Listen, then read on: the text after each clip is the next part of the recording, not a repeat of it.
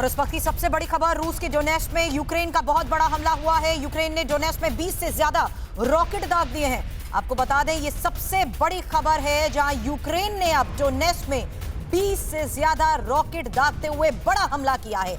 बस में rocket attack से 8 लोगों की मौत की भी खबर है। तस्वीरें भी आपको दिखा रहे हैं। डोनेट्स्क के कई इलाकों में अब यूक्रेन जिस तरीके से एक साथ हमला कर रहा है, ये लेटेस्ट तस्वीरें आपके सामने हैं। डोनेट्स्क में जहां हमला हुआ है वहीं पर TV9 भारतवर्ष की टीम भी मौजूद है।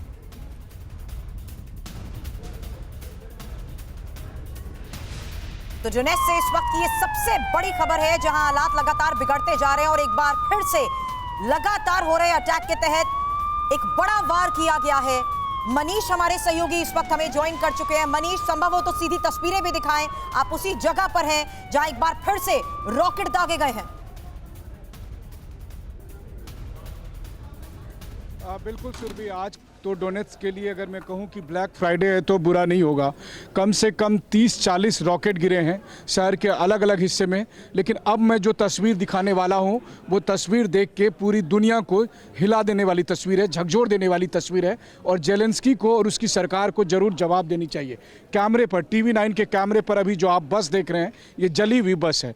थोड़ी देर पहले, महज आधे घंटे पहले ये बस जा रही थी। इस बस में लोग सवार थे और अचानक यहाँ पर रॉकेट से कई रॉकेट बस पर आकर गिरे और तुरंत ही ये बस जलकर खाक हो गई। बस में मौजूद पैसेंजर्स सब जलकर मारे गए। बस में अभी भी उनकी बॉडी रखी हुई है।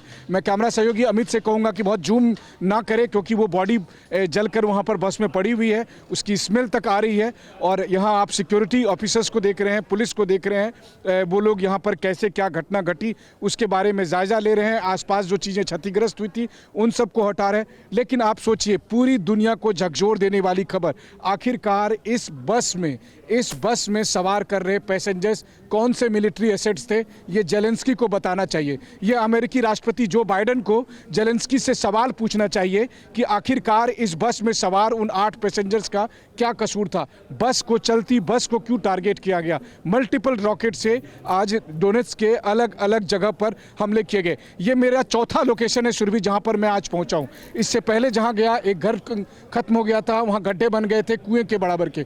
दूसरी जगह गया तो वहां घर में आग लगी हुई थी, फायर ब्रिगेड के अधिकारी उसे बुझाने की कोशिश में लगे थे। तीसरी जगह गया तो वहां शॉपिंग सेंटर था, वहां पर हमले हुए थे। अब चौथी जगह जब मैं यहां पर पहुंचा तो यहां पर मुझे बस जलती हुई मिली और इस बस में सवार सारे लोग जलकर मारे गए थे। अभी भी उनकी बॉडीज इसी बस में रखी हुई है। 1 साल से अधिक समय से मैं इस युद्ध को कवर कर रहा हूँ। युद्ध की तमाम तस्वीरें हमने देखी है, तमाम ऐसे जगह देखे हैं जहाँ पर रूस या यूक्रेन ने एक दूसरे पर हमला किया और उस हमले की वजह से वहाँ पर बहुत सारे सैन्य ठिकाने में मौजूद सैनिक या अफसर मारे गए। लेकिन आज जो मैं तस्वीर दिखा रहा हूँ, ये वो तस्वीरें हैं जिसे देखकर इंसानियत को शर्मसार होना चाहिए कि क्या इस युद्ध का नतीजा इन आम लोगों को भुगतना पड़ेगा। वो लोग जिन्हें नहीं पता था, आज सुबह जब वो घर से निकले थे, चाहे वो दफ्तर जा रहे थे या कहीं और, उन्हें नहीं पता था। उस मासूम छोटे बच्चे का सोचिए जो अपनी माँ के साथ इस बस में सवार होकर जा रहा था और वो भी जलकर यहीं खत्म हो गया। और इन सब की बॉडीज़ इस बस में सवार बस में रखी हुई है, उसको अब यहाँ से हटाया जाना है। अब आप सोचिए, इस तरह की तस्वीरें जब युद्ध से निकलकर सामने आती है और तब अगर ये बात कही जाती है कि इस युद्ध को हम रोकना नहीं चाहते हैं, तो फिर उन नेताओं से, उन सरकारों से पूछा जाना चाहिए कि आप कितनी कीमत और चाहते हैं, कितने लोगों को इसकी कीमत चुकानी पड़ेगी। क्योंकि ये डोनेट्स्क है, ये वो इलाका है जिसे यूक्रेन अपना बताता है, ये वो इलाका है जिसे रूस अपना बताता है। अगर ऐसी बात है तो यूक्रेन के लोगों को रॉकेट से हमले करते हुए सोचना चाहिए था कि वो केवल रूस के सैनिकों पर हमले नहीं कर रहे, बल्कि इसके अलावा वो उन सिविलियन पर को टारगेट कर रहे हैं। और उन सिविलियन को टारगेट करने का परिणाम है कि इस बस में मौजूद सारे लोग यहाँ पर जो हैं वो सब जलकर मारे गए हैं। और ये इसके युद्ध की विभीषिका की सबसे भयानक वो तस्वीरें हैं जो मैं सच में आपको बताऊं तो यहाँ मौजूद रहकर मेरा मन भी विचलित हो उठता है। सुरभि, जिस मिशन 30 अप्रैल की हम लगातार यहाँ पर चर्चा करते आए हैं मनीष, पिछले कई दिनों से, आने वाले कुछ घंटे बहुत क्रूशियल हैं और पिछले कुछ घंटों में हम देख रहे हैं ह्यूमैनिटेरियन लॉस बहुत हुआ है। आम नागरिक अब सफर कर रहे हैं, बच्चे इसकी चपेट में आ रहे हैं, बुजुर्ग इसकी चपेट में आ रहे हैं। वहां की स्थिति क्या है? क्या बंकर्स बनाए गए हैं, शेल्टर्स बनाए गए हैं? क्या कुछ ऐसे इलाके जहां से इस इनपुट के आधार पर लोगों को इवैक्यूएट किया जा रहा हो? देखिए, वैसे तो डोनेट्स्क पर लगातार यूक्रेन की तरफ से शेलिंग होती रही है और शायद ही कोई चौक चौराहा या सड़क या बिल्डिंग हो जो इस शेलिंग का शिकार ना हुआ हो। लेकिन सबसे बड़ी बात यह है कि आज मल्टीपल रॉकेट से हमले हुए। आज जो रॉकेट से हमले हुए, मैं कहूं तो 30 से अधिक संख्या बता रहे हैं लोकल अथॉरिटी, और उसमें अलग अलग जगह पर कम से कम 8 या 10 जगह पर टारगेट किया गया। लेकिन अभी जो तस्वीर मैं आपको दिखा रहा हूं, इस तस्वीर को देखकर तो मन इसलिए विचलित होता है क्योंकि यहाँ पर कोई अगर आपको कहूँ तो मिलिट्री एसेट्स नहीं था। ये एक नॉर्मल बस थी।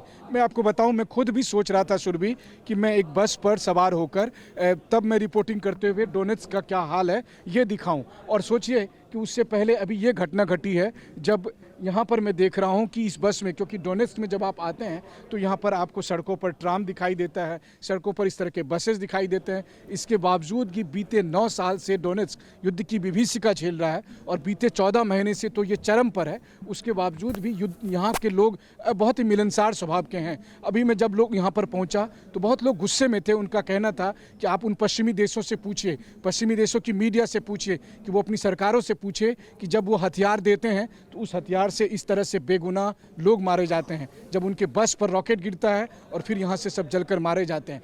इस दृश्य का ये जो सामने बस रखी है, इसका जवाबदेह कौन है? क्या जेलेंस्की ये बता सकते हैं कि इस बस पर रॉकेट से हमला क्यों किया गया था और इस डोनेट्स्क से आप ये जो तस्वीरें दिखा रहे हैं, ये इस वक्त की सबसे हाहाकारी तस्वीरें हैं जो डोनेट्स्क से सामने आई हैं।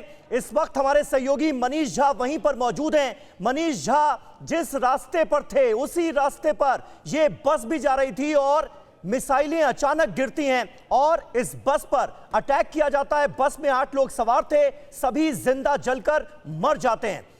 मनीष, मुझे यह बताइए, आप जिस इलाके में, आपकी रिपोर्ट यह साफ जाहिर कर रही है कि डोनेट्स्क का यह वो इलाका है जहां पर रूस का कब्जा है। जो लोग मारे गए हैं वो भी रशियन हैं क्या? बिल्कुल, देखिए, जो लोग मारे गए हैं आज की तारीख में ये सारे रशियन पासपोर्ट होल्डर हैं, क्योंकि एक बार जब डीपीआर में रहने वाले ज़्यादातर लोगों ने जनमत संग्रह करके ये फैसला किया कि वो रूस का हिस्सा बनेंगे, तो उसके बाद उन्हें रूस ने अपना पासपोर्ट भी दिया।